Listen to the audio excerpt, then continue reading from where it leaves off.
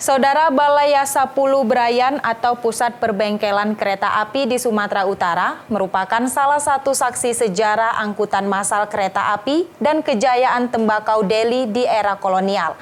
Hingga kini, Balai Yasa tersebut masih beroperasi dengan baik.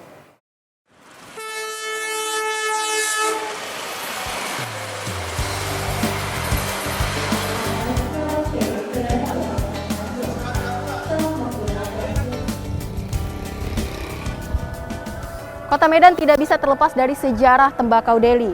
Di era kolonial, hasil perkebunan tembakau dari tanah Delhi menjadi primadona di dunia internasional.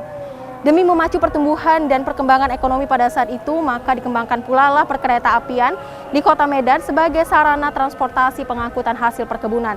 Dan salah satu buktinya adalah Balai Yasa yang merupakan pusat perbengkelan yang berada di Kota Medan yang sudah didirikan sejak tahun 1919 dan hingga kini masih terus beroperasi. Kira-kira seperti apa perbengkelan perkereta-apian yang ada di Balai Yasa? Kita akan masuk ke dalam.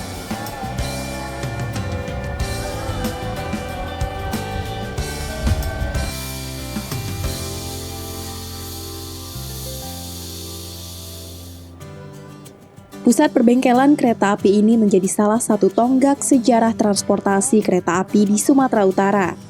Pada masa itu, tahun 1869, ekspor hasil kebun tembakau memiliki kualitas yang sangat bagus sehingga mampu menembus pasar Eropa. Kondisi ini membuat perusahaan perkebunan tembakau Delhi membutuhkan pengangkutan berkapasitas besar yang aman dan cepat untuk membawa tembakau hasil olahan ke pusat kota dan kemudian diekspor ke berbagai negara Eropa. Berawal dari sinilah Balai Yasa didirikan pada tahun 1919. Kondisi Balai Yasa saat ini cukup terawat dengan baik. Jika kita masuk ke dalamnya, maka kita akan melihat bangunan dengan gaya arsitektur yang kental akan gaya era kolonial.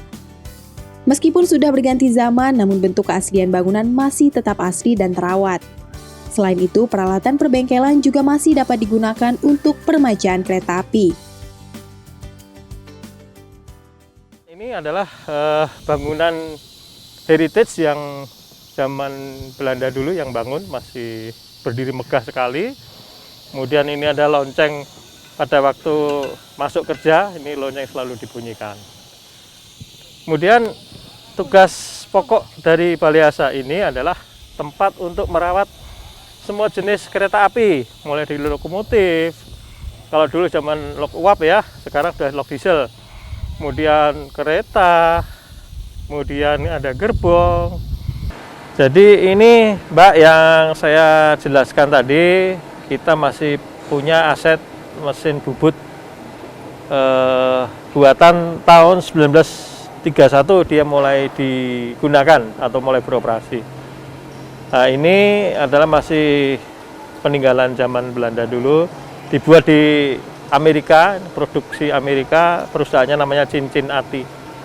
Dan sekarang ini masih bisa beroperasi, namun karena dari sisi kepresisian masih kepresisiannya masih kurang, sehingga kita sementara ini kita menggunakan mesin-mesin yang sudah baru, generasi baru.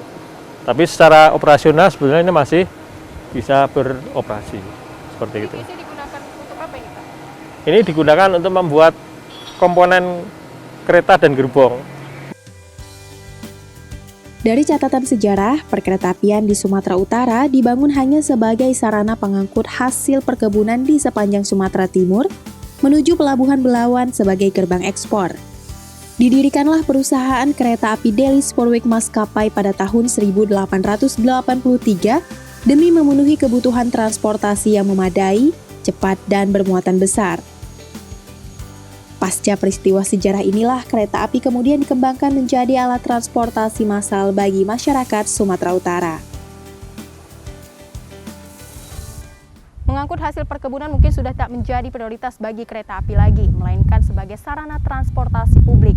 Balai Yasa sebagai pusat perbengkelan perkereta-apian yang berada di Kota Medan hingga kini masih terus beroperasi meski tembakau Delhi kini sudah menjadi histori. Semoga jalur perkereta-apian di sepanjang Sumatera Timur yang dulunya digunakan bisa kembali beroperasi sehingga tak menjadi histori. Rusmi Haryani, Roganda Malau, Kompas TV, Medan, Sumatera Utara.